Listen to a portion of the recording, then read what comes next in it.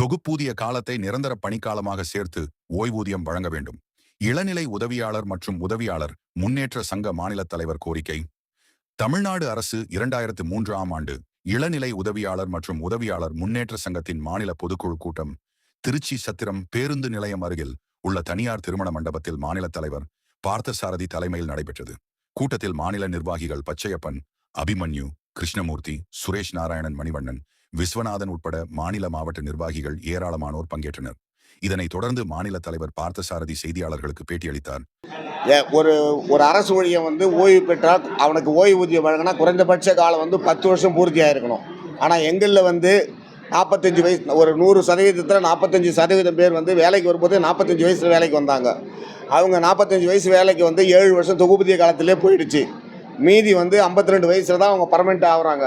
சில பேர் 58 வயசில் ரெகுலர் ஆகுறாங்க, சில பேர் 60 வயசில். அப்படி இருந்து கூட அவங்களுடைய நிரந்தர படிக்காலம் 6 வருஷம் 8 வருஷம் தான் இருக்குது. அரசாங்கம் அறிவித்தது குறைந்தபட்சம் 10 வருஷம் இருந்தால் தான் ஒரு ஓய்வூதியமே அறிவிக்க முடியும். அதனால் எங்களுடைய அந்த 7 வருஷ தொகுப்பூதிய காலத்தில் நிறைய விஜுவோக்கள்லாம் இருக்குது. தற்காலிக வேலை பணி நாட்களை நிரந்தர பணி காலத்தில் சர்வீஸில் சேர்த்துக்கலான்னு இருக்குது. அந்த அடிப்படையை மாண்புமிகு முதலமைச்சர் அவர்கள் இந்த நிறைய விதிகளையும் அரசாணையும் அவரே பார்த்து முயன்று தெரிஞ்சுக்கிட்டு நிறைய இருக்குது. அதன் அடிப்படையில் இந்த 7 வருஷத்தை நிரந்தர பணி காலத்தில் சேர்த்து இந்த 10 வருஷம் பூர்த்தி ஆகாத எங்களில் இருக்கிற அத்தனை பேருக்குமே 10 வருஷமாக்கி வரப்போகிற இந்த பட்ஜெட் தொடரில் நீங்கள் ஒரு டாப்ஸ் ஓய்வூதியம் அறிவிக்க போகிறீங்க. அந்த ஓய்வூதியத்தில் எங்களில் 10 வருஷம் குறைவாக இருக்கிறவங்கள இந்த 7 வருஷம் சேர்த்து 10 வருஷம் பூர்த்தி ஆனவங்களுக்கு கொடுக்கப்படும் ஓய்வூதியத்தை கட்டாயம் கொடுக்கணுன்ற பணிவுடன் கேட்டுக்கொள்கிறோம். 2, நாங்கள் 15 வருஷம் 20 வருஷம் வேலை செய்யும்போது எங்களுக்கு குடும்ப நல ஹெல்த் இன்சூரன்ஸ் 300 ரூபா கிட்ட பிடிச்சிட்டு இருந்தாங்க. அதில் 100% பேரில் 10% பேர் தான் அதை பயன்படுத்தியிருப்பாங்க.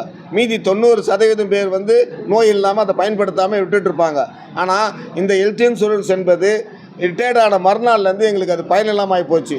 இப்போ வசதி வாய்ப்பெல்லாம் இல்லாமல், பொருளாதாரம் இல்லாமல், வருமானம் இல்லாமல் இருக்கிறதோடு எங்களுக்கு ஓய்வு பெற்ற அரசு ஊழியர்களுக்கு குறைந்தபட்சம் அந்த ஹெல்த் இன்சூரன்ஸ் எங்களுக்கு கவர் ஆகிற மாதிரி மாண்புமிகு முதலமைச்சர் அறிவிக்கணும்.